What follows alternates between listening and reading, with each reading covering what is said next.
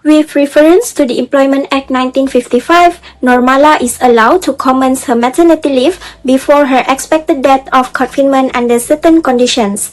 Under Section 37 Clause 1 of the Employment Act 1955, every female employee is entitled to 19 consecutive days of maternity leave for each confinement. The law allows a pregnant employee to begin her maternity leave at any time she wishes, provided that the leave starts no earlier than 30 days before the expected confinement date.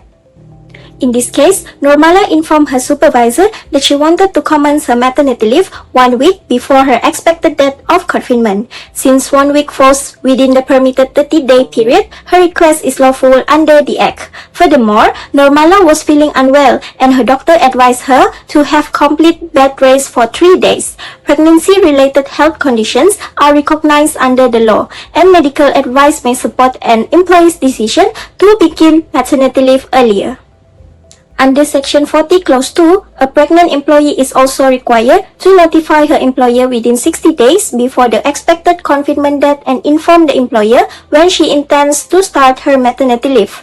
Normala fulfilled this requirement when she informed her supervisor in advance. Therefore, Normala had the legal right to commence her maternity leave 1 week before her expected date of confinement. Here I will explain about the Employment Act 1955. The Employment Act 1955 is the main law that protects working mothers in Peninsular Malaysia. Maternity protection is covered under Section 37 to 44. The key protective sections for women are 37, 39, 41A, 42, and 44, while the rest mainly cover monetary benefits and procedural requirements. Under Section 37, a female employee is entitled to 98 consecutive days of paid maternity leave for each childbirth. The leave cannot start more than 30 days before the expected delivery date. A mother with 5 or more surviving children is not eligible for this act. She may return to work earlier only with her employer's consent and the doctor's approval. Under Section 37 Clause 2, she receives her full normal salary during this period if she has worked at least 90 days in the past 9 months. Section 39 is to protect by ensuring that if the mother passes away during maternity leave, the employer must still pay the full maternity allowance up to the day before her death to her family. This section provides strong paid leave and financial security for mothers. I will now pass to my teammate Hanina to explain more about the Section 41A, 42, 44, and the rest. Thank you. Thank you, Farah. My name is Hanina Shafinas, and next I will talk about the protection of pregnant employees under the Employment Act 1955. Firstly, Section 41A protects female employees from being dismissed because of their pregnancy or any illness related to pregnancy. Employers cannot terminate an employee simply because of she's pregnant. However, termination may still occur in cases of misconduct, willful breach of contract, or if the business is being wound up. Secondly, Section 42 provides additional protection for employees who are unable to return to work after maternity leave due to a pregnancy-related illness. If a registered medical practitioner certifies that the employee is not fit to resume work, the employer cannot dismiss her within 90 days after her maternity leave ends. In addition, Section 44 requires employers to keep a register containing information about maternity allowance provided to female employees. This promotes proper record keeping, transparency, and compliance with the law. Overall, this provision strengthens the protection of female employees by safeguarding their employment, supporting their health, and ensuring that their maternity rights are respected in the workplace. That's all from me. Thank you. With that, I would like to pass the presentation to Alisa, who will discuss the next questions. My name is Alisa, and I will proceed with the next question. With reference to the Employment Act 1955, Normala's employer does not have the right to terminate her services. This is because IX Pregnancy and Maternity Section 41A1 states that an employer cannot terminate a female employee's services or job if she is pregnant or sick because of her pregnancy. However, there is 3 exceptions. First, if the employee breaks an important rule or condition in the work contract. Second, if the employee is involved in misconduct. And third, if there is a closure of business. However, in this case, Normala is ill because of her pregnancy, where she experienced intense and serious postpartum psychosis after her pregnancy. This indicates that Normala cannot be terminated.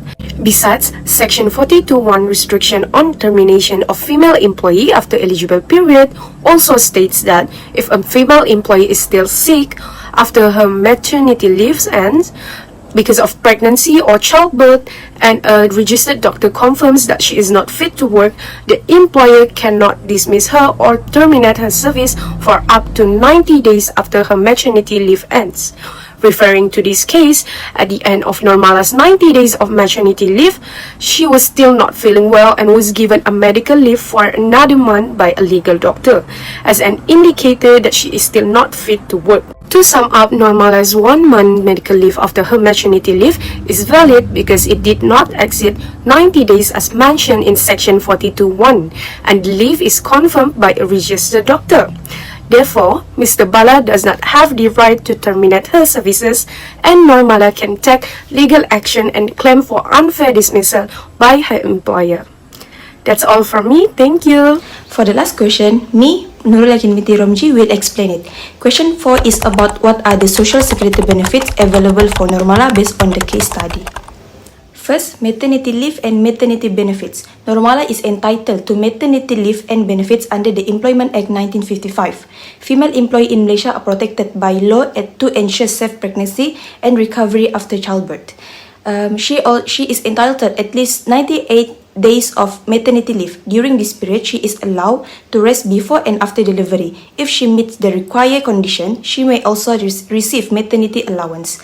This benefit is important to protect both, which is mother and baby, and it ensures that the employee does not lose income during the maternity leave. Second, Normala may receive SOCSO medical benefit. After giving birth, she was diagnosed with postpartum psychosis, which is serious mental health condition. SOCSO help employee. As we know, SOCSO help employee by recovering medical treatment, hospital expenses, and medicine. So this is to support and important because it reduces her financial burden while she is receiving treatment. So it is also ensure that Normala can get proper care in government or any approval medical facility so that she can recover safely and return to their work life as soon as possible. For the third social security available for Normala is Normala may qualify for SOCSO invalidity benefit if her condition become more serious until can affect her ability to work. So this benefit is given to all workers who are unable to working due to serious illness or permanent health condition. It provides monthly financial assistance to support their family. So in Normala case, if postpartum psychosis become more long and she can be considered under this scheme. This helps to reduce financial stress while Normala focus on recovery and treatment. And the last one is Employment Insurance System Benefit, which is EIS. Normala may be liable for EIS benefits because she received a termination letter from her employer. EIS is a protection system for workers who lost their job. It provides temporary financial assistance to help them survive during unemployment. In addition, like financial aid, EIS also provide job search assistance, career counseling, and training programs. So Normala can improve their skill to find new employment opportunities.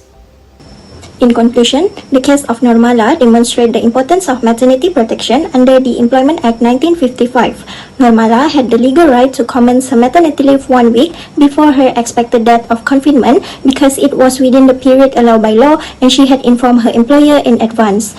The Employment Act 1955 provides comprehensive protection to female employees through maternity leave, maternity allowance, and protection against dismissal during pregnancy and confinement. Furthermore, Normala's employer did not have the right to terminate her employment as her postpartum psychosis was a medical condition arising from pregnancy and childbirth.